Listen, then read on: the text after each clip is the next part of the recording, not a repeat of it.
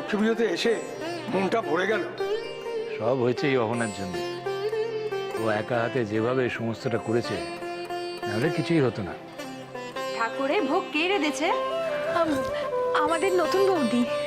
অসাধারণ হয়েছে, মুখে লেগে থাকবে অনেকদিন। আপনারা ওকে আশীর্বাদ করুন, যাতে এইভাবেই আমাদের সংসারটাকে ধরে রাখতে পারে।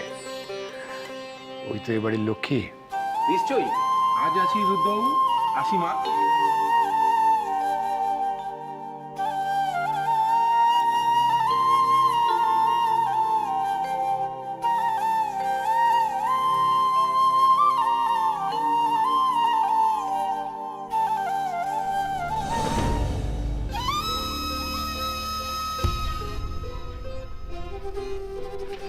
সত্যি তোমার বাবা তার ছোট বৌমার প্রশংসা করতে পারলে আর কিচ্ছু চান না।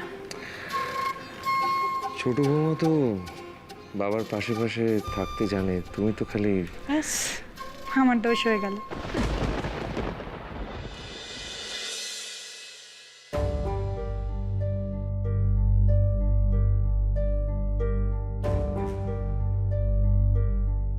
সবাই আছে, বন্নি কোথায়?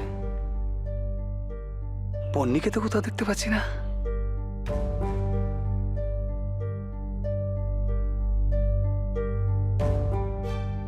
মৃণাল, না মানে তুমি এখানে এরকম একা দাঁড়িয়ে আছো, কাউকে খুঁজছো? মানে হ্যাঁ, না বলছি চলো না, ভোগ খেয়ে নেবে।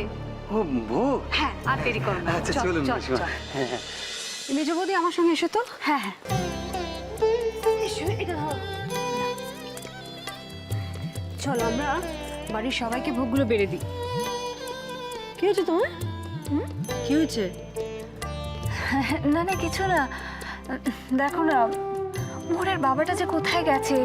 এই উৎসবের দিনে ওর কাজ আর কাজ, ভাল লাগে না। আচ্ছা, কাজ তো করতে হবে তাই না? চলো।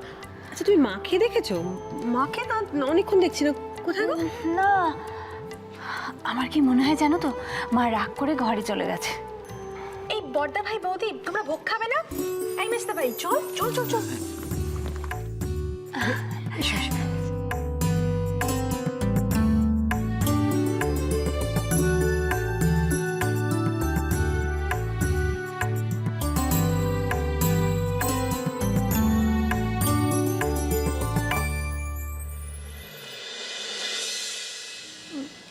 বাবা,